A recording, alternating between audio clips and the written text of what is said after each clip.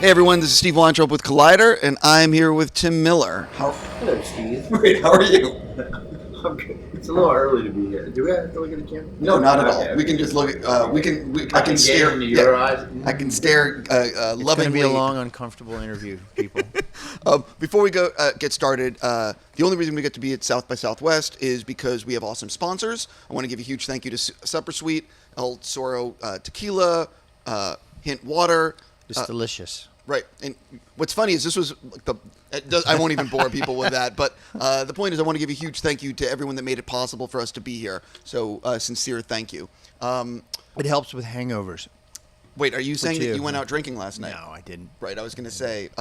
Okay, so there's a lot that I want to talk to you about, and I've seen 6 shorts of the series. 18. Of 6 of 18, and the one thing that I can say about it is that it's really hard to explain cool. You're either cool or you're not. It's like one of those things. And the shorts that I saw are all really cool. How the F did you pull this off? I wouldn't say that I'm cool, but it does remind me of my dad in college. He wrote me a series of letters called Words to Live By, and one of the letters was, if you're trying to be cool, it will prevent you from ever actually being cool, because truly cool people don't have to try. Which I've flouted that rule my entire life because I try and be cool. Sorry, what was the question again? I was going to be like, how the F did you pull this off? No, I don't. Well, I don't know. You haven't seen all 18, so let's see what you think. I'm confident that it's going to be good. You know, I feel like they're all interesting. I can only speak for me, right? And David has his favorites. I have my favorites. But I really love all the stories, or they wouldn't have been in there. I mean, we had a huge fucking list of potential stories, and these were the ones that we thought, oh, well, this is going to work. But a lot of it is like a wine pairing, or maybe a beer pairing in this case, because wine's too highbrow. But, you know, it's what goes good with what else, right? You don't want too many of the same thing. Sure. Yeah. Well, so you have 18 shorts. When I saw it, I saw 6. And what was interesting about the order that I saw them in was it was like hard sci-fi, something completely different, something complete, like there was the way you played them was almost like an album pairing, like watching it, you know, like when you're listening to an album. So when people are watching the 18 at home, which is available in a few days, is there an order that you've set? Well, there is, but you can go in. It's Netflix is really trying some different things on the service where you can go in where you choose. Like, you can look at all the stories and choose where to go in, and then it'll take you back up and it'll start playing through the order that we think works best. But really, the we think works best is really just my guess at what I would want to see, and that's kind of based on no solid theory other than some of them are really heavy, so you want to give people a little light palate cleanser after that, and there's different lengths, so I want to play with that, and then I want to mix up the styles, because there's a ton of ways to mix it. In fact, there was a huge discussion with Netflix about, you know, how to change it up and show it differently to people based on what their interest may be, which is one of the best things about Netflix. When you were working with the directors, I'm curious, was there a mandate for running time where you said to people it needs to be at least 4 minutes and no more than 12? We had a rough idea because we developed each one to a script level before we handed it off to directors, which doesn't mean that they couldn't change it or expand it or whatever. I just wanted to know that I was giving people a solid story before they even started. That way, at least you have a baseline. You know, you can always go, well, it kind of worked there, or, all right, well, if you want to expand this, that's fine. But at least you have something that you're pretty certain is working. And then we had the story length, which kind of based on what the story needed to be, and then there was budget. But in almost all cases, all these companies that we chose really saw this as an opportunity to do something great, and they put a lot of work into it. And almost everybody did more time than we were paying them to do, because they just want to do great. They just want to make it great. But the other thing is that what's cool about the work that I saw is that it allows people, you know, to be inventive and to put themselves up there, or to also, as you said, it's like a calling card for your studio. Totally. You know what I mean? This is like a great ad that a lot of people are going to see to demonstrate, well, this is the animation we can do for you if you want to give us some cash. Oh yeah, and I mean, and not just that. It's just that all these people, especially the smaller studios and the boutiques, which is mostly who did these. When you go, with the exception of Sony, when you go there, you're usually a client is coming in with a mandate, and we're really lucky at Blur with our clients that they come to us because they want to give us some creative freedom, but nobody gets this kind of creative freedom usually, where we say I mean, a lot of them we said, here's three different stories that we think your studio would be good for. Which one do you like? Which one would you enjoy doing most? You don't get that kind of chance usually. So everybody not only saw it as an opportunity to put their studio forward, but they were genuinely excited about just being let off the leash. You know? One of the things I found while watching the shorts that I saw was I can imagine that there's going to be fans. A lot of people are going to watch this, and there's going to be certain people that are like, oh my God, that's my favorite one. I need more in that world. Are you like already mentally ready, or, you know, because everyone now is so obsessed with like universes and expanding storylines that some people are going to call for or ask for more stories set in one of those worlds or a few of those worlds. We're totally up for that. I mean, whether it turned into something larger, that's another nice thing about Netflix, you know. You've got movies, you've got longer form regular series you could do, but also we could always tell another one in that world, you know. We had one, Sucker of Souls, which wasn't in our list by this author named Kirsten Cross, and we really loved it, so I just asked her if she'd write another one with those characters because I liked that one. We found that one, it just so happens, but I said, I know there's some challenges to writing another one in that universe. I won't tell you why, but I really like the characters, so she just wrote us another one. In case we get season 2. Yeah. Were there? Did everyone? I'm trying to work out this budget question, but were all the budgets even, or were you allowed to like spend more in certain ones that dictated needing more money? We controlled the budget, but we had budget was more dictated by the kind of animation it was versus and running length versus who was doing it and why, right? So if it's photoreal animation and that was the goal and that was the company that was doing that, the studio, then that budget was different than 2D animation because 2D animation doesn't cost as much. So it was really driven by that. And there were some companies where it was not a case of, here, bid this story and tell us what you think it costs. It is, here's the budget, here's the suggested running length, and here's the budget. Can you do it for that? If you can't, thank you anyway. But Completely. You got to partner up. You've been friends with David Fincher for a long time. Talk a little bit. Friends? No. Right. Friendly? No. Right.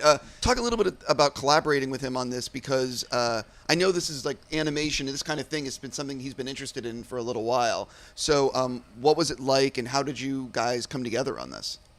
Well, we've been wanting to do an animated anthology for 10 years at least, and trying to do that. We tried to do heavy metal film for a long time. I've always loved anthology, which is why we're kind of doing this story, because I've read so many short stories over the year. I had a ready library. So when I went and I met David, I don't know, 15 years ago or so, I showed him a bunch of projects that I was interested in, and one of them was an anthology, and he's like, fuck, we should do that because we can experiment, we can try working with different artists, different styles. He always liked it. He was gonna do one. I hope he does one maybe next time. But he just loves animation, and you know what? He really loves artists. He loves the creative endeavor, which is kind of why we were friends. He came to the studio and he saw that we had, this big warehouse full of people, and they're all relatively enjoying their job and trying to do creative shit, and he just likes that vibe. Talk a little bit about you have a lot of different directors, artists working on this thing. Who was the most difficult to procure in terms of getting on board this project, and why? Nobody was difficult. It was really. Oh, so it was like everyone was like, "Oh, I'm in." Oh yeah, we didn't have to talk anybody into it. Right. Well, because I haven't seen obviously all of them, so I'm not sure if you know what I mean. I'm not sure if there was one person or. No. It was everybody. We didn't go hat in hand to anyone and say, "Hey, please join us." We just said, "Hey, we're doing this. Do you want to join?" Most people said, "Yeah." Seems to happen in movies. Karen Sony in Deadpool, who was Dopinder, the cab driver, he was the hardest actor to land in the whole movie, like to talk into doing it, because he thought it would interfere with TV, his TV career, to do this movie, and I called him and he said no, and then Ryan called him and he said no, and Simon called him and he said no. And I called him again. And that's so funny. It was good.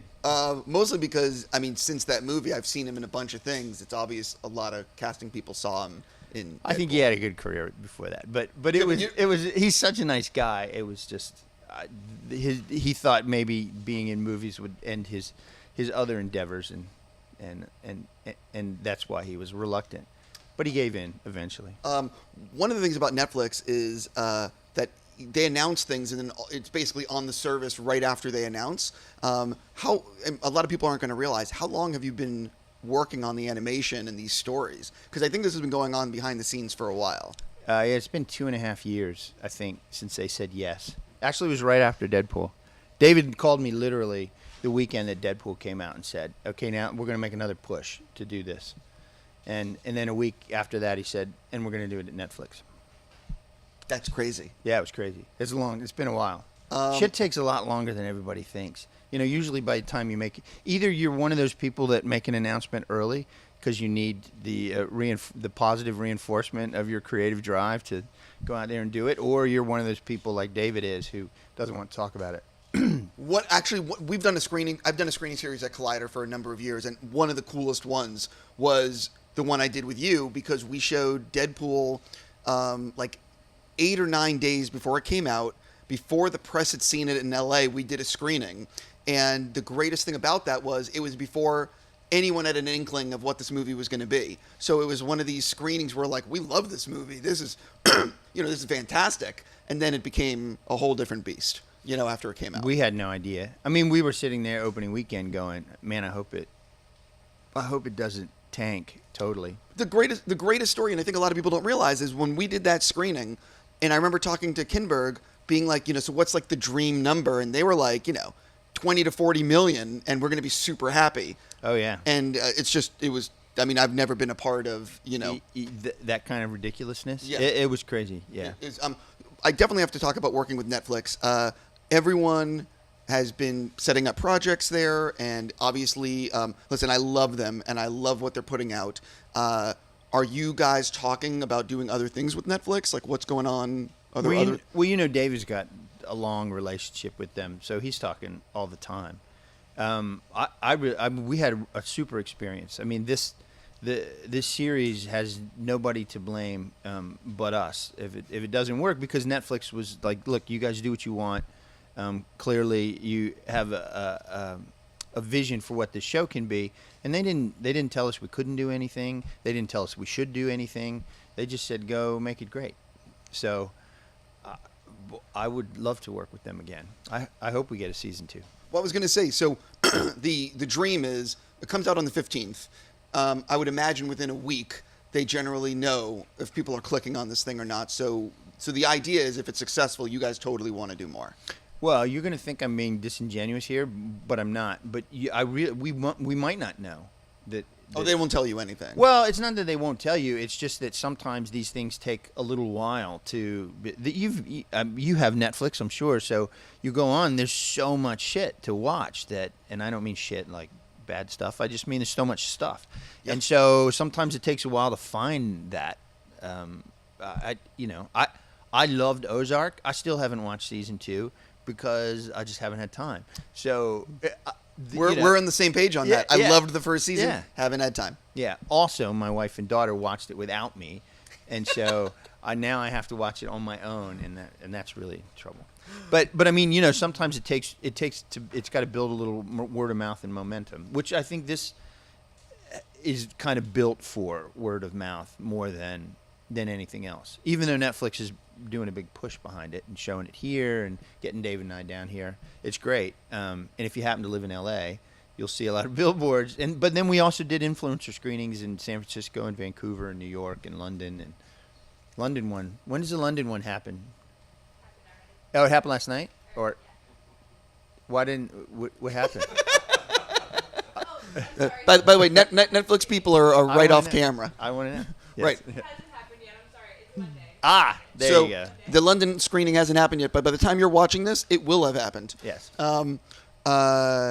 Yeah. So They're all influencers, so it's kind of cool to hear. No, what they- listen, I got to see it in LA at a thing, and it was listen, there's nothing like seeing it. I will say that I saw it on a movie screen. I wish that more people could see it like that, because it looks so good on a big screen. You know, the worlds that you guys have created. Yeah, David Fincher. We somebody said the same thing last night. It's like, oh my God, it sounds so great in a movie theater, so much better than watching it at home. And David said, not in my house.